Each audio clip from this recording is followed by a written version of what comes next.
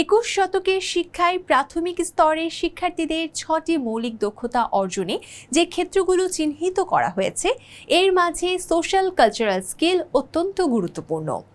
দেশীয় এবং আন্তর্জাতিক প্রেক্ষাপটে সামাজিক এবং রাষ্ট্রীয় অস্থিরতা কমিয়ে আনার জন্য এই দক্ষতা উন্নয়নের মাধ্যমে ভবিষ্যৎ প্রজন্ম তৈরি করতে হবে।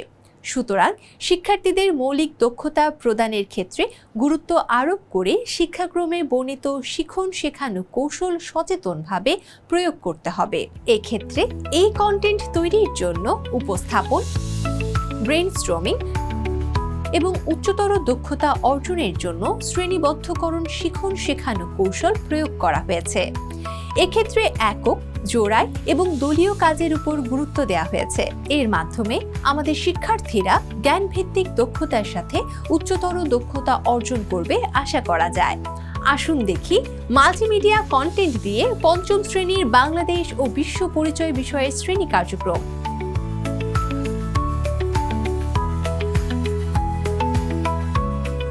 সবাই কেমন আছো? আমিও ভালো আছি। আমরা প্রত্যেক দিন ক্লাসে কিছু না কিছু দেখি, তাই না? চলো কিছু ছবি দেখি। এই ছবিটা কিসের আগে চিন্তা করবে, তারপর উত্তর দেবে। ঠিক আছে? ওকে, হাত তোলো। এবার তুমি বলো। স্যার, এটা একটি কারখানা। একটি কারখানা ছবি। Thank you. বসো। আমরা আর একটা ছবি দেখি। হ্যাঁ, এই ছবিতে কি কি আছে আমরা একটু এই পাশে দেখি। তুমি দাঁড়াও। এখানে অনেকগুলো শ্রমিক পাট দিয়ে বিভিন্ন ধরনের জিনিস বানাচ্ছে, যেমন ব্যাগ, দড়ি ইত্যাদি। আচ্ছা, আর কি তৈরি করছে? তুমি বলো, কি তৈরি করছে? কাপড়। কাপড় হতে পারে, সুতা হতে পারে। আচ্ছা, ফাইন। এর পরের ছবি দেখি। এইটা কিসের ছবি বলো? এটা একটি কারখানার ছবি। একটি কারখানার ছবি। ফাইন। আচ্ছা, ধন্যবাদ। বসো। এবার আমরা দেখি। বাহ, সবাই হাত তুলেছে, সবাই একদম শিওর হয়ে গেছে, তাই না? আচ্ছা, আমরা এই ব্রেঞ্চ থেকে দেখি। তুমি বলো দেখি কিসের ছবি? এটি একটি পোশাক শিল্পের কারখানা। আচ্ছা, এখানে অনেক লোক কাজ করছে না একজন? এখানে অনেকগুলো শ্রমিক কাজ করছে। অনেক লোক কাজ করছে, তাই না?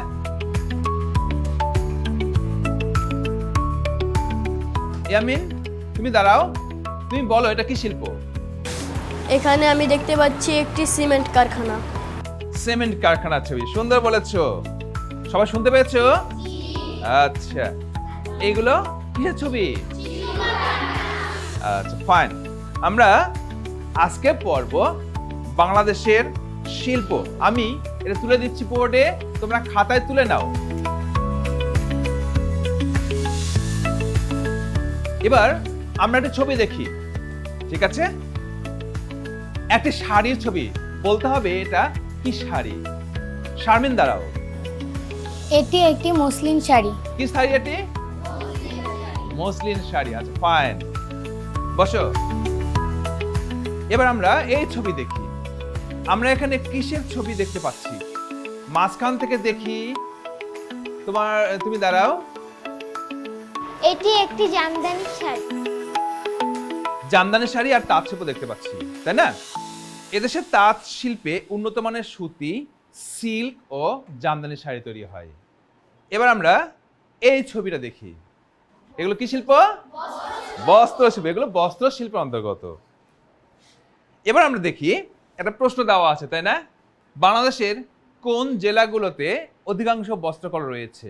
আমি একটা মানচিত্র দেব, সে মানচিত্র নিয়ে তোমরা প্রথমে চিন্তা করবে একা একা। এবং এই মানচিত্রে দেখো যে 3টা স্টার আছে, তাই না? এবার তোমরা তিনজন করে কথা বলো। দেখো এটা কোন কোন জেলা হতে পারে। সময় শেষ। এবার আমার প্রশ্নের উত্তর দাও। কে কে বলবে? আচ্ছা, লামিয়া বলো, এটা কোন জেলা হতে পারে? ঢাকা জেলা। ঢাকা। Thank you Lamia. তারপরে সিয়াম। আচ্ছা, বলো তো এটা কোন জেলা? এটা গাজীপুরের ছবি। গাজীপুর। আচ্ছা, ফাইন। আচ্ছা, মেহনাজ, দাঁড়াও। এটা কোন জেলা? নারায়ণগঞ্জ জেলার। নারায়ণগঞ্জ। ঠিক আছে, আমরা মিলাই নেই। এবার দেখো, আমার স্টারগুলোর রঙের সঙ্গে নাম দেওয়া আছে। কোন কোন জেলাগুলোতে বস্ত্রকল বেশি আছে? ধন্যবাদ। চলো একটা ভিডিও দেখি আমরা।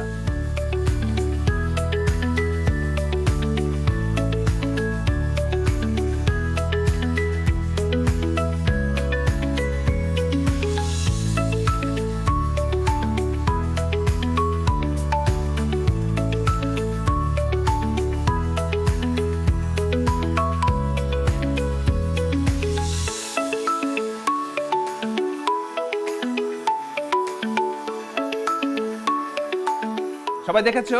আমরা এখান থেকে দেখবো কি কি দেখেছো বলো। দাঁড়াও। অনেকগুলো মানুষ, রাইট, যারা কাজ করতে যাচ্ছে পোশাক শিল্পের কারখানায়। জি, আচ্ছা ধন্যবাদ, তোমরা সুন্দর বলেছো। আচ্ছা আর কেউ? তুমি বলো দেখি, তোমাকেও বলেছিলাম। ওগুলো গার্মেন্টস শ্রমিক। হ্যাঁ, গার্মেন্টস শ্রমিক, ফাইন। ওগুলো গার্মেন্টস শ্রমিক, তাদের কাজের জন্য তাদের পোশাক কারখানায় যাচ্ছে। ধন্যবাদ, ভালো, খুব সুন্দর বলেছো। তাহলে গার্মেন্টস শ্রমিকরা কাজে যাচ্ছে বা কাজ থেকে ফিরে আসতে। বসো। ধন্যবাদ। কিসের ছবি এটা? ফাইন। এটার নাম জানো? এটার নাম হলো আদমজি জুট মিল। কি নাম? তোমরা কেউ বলতে পারছো না, কারণ এই মিলটা এখন নেই, কারণ এই মিলটা এখন বন্ধ হয়ে গেছে। একসময় এটা ছিল এশিয়ার সর্ববৃহৎ পাটকল। এবার আমরা দেখি কি করছে তারা। বস্তা তৈরি করছে, তাই না? রাইট, পাটের বস্তা তৈরি করছে। আমার সঙ্গে মিলে গেছে। এবার আমরা এই ছবি নিয়ে চিন্তা করি। এখানে কি দেখতে পাচ্ছ? পাট দিয়ে দড়ি তৈরি করছে। আমরা পরেরটা দেখি। এটা কে কে কি দেখতে পাচ্ছ বলো দেখি। আচ্ছা জানাতুন, দাঁড়াও। এখানে পাটের তৈরি নানা জিনিসপত্র রয়েছে, আচ্ছা, জুয়েলার্স, শোপিস, জুতা, ব্যাগ ইত্যাদি। এটা কি জিনিস জানো? গলার মালা। ফাইন, তার মানে এগুলো পাটের তৈরি পণ্য যেগুলো ব্যবহার করি। ফাইন, বসো। এবার আমরা এই ছবিতে কি দেখতে পাচ্ছি? কেনা বেচা, কেনা বেচা করে, তাই না? কেনা বেচা করছে, এবং কোথায় করছে? নদীর পাড়ে। ধন্যবাদ। আসলে আমাদের দেশে নৌপথের সুবিধার কারণে বেশিরভাগ পাটকলগুলো নদী অঞ্চলে অবস্থিত, কারণ নদীপথে পাট পরিবহন করা সুবিধাজনক ছিল। এবার আমরা তোমাদের পাঠ্য বইয়ের 36 ও 37 পৃষ্ঠা খুলে পড়ো।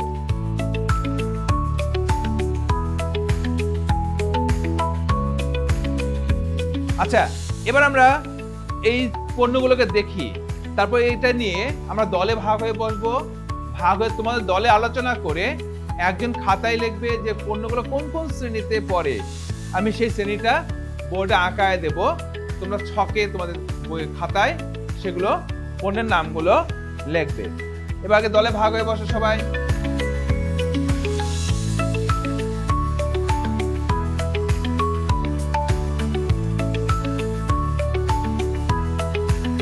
আমরা এই ছকে এই নামগুলোকে শ্রেণীবিন্যাস করব।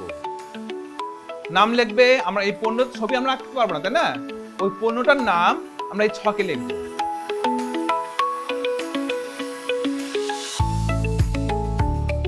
সবার দলে কাজ শেষ? আচ্ছা ফাইন, তোমাদেরকে অনেক ধন্যবাদ দলে কাজ করার জন্য। সবার সামনে ঘুরে বসি। এবার তোমাদের দল থেকে এসে যে যে নাম তোমরা পেয়েছো সেই নামগুলো আমার বোর্ডে লিখবে, ঠিক আছে? তাহলে আমরা প্রথমে এই দল থেকে নেই। তোমরা পোশাক শিল্পে যে নামগুলো পেয়েছো সেটাকে লেখো।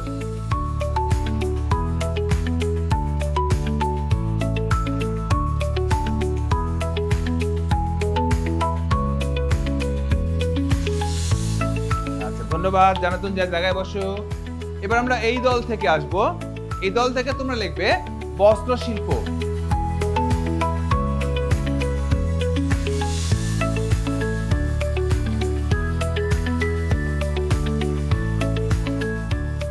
আচ্ছা ধন্যবাদ। আমার শেষ দল, আমরা ওই দল থেকে আসি। তোমরা পাট শিল্প সম্বন্ধে লিখবে, আসো। যেটা হয়েছে, তুমি পাট শিল্প লেখো।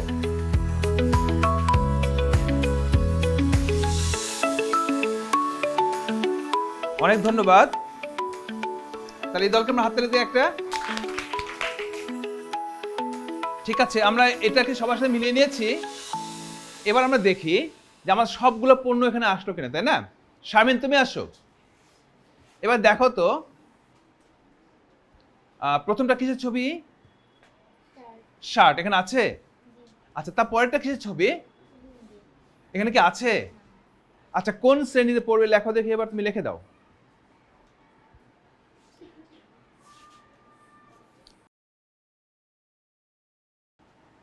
আচ্ছা, ধন্যবাদ।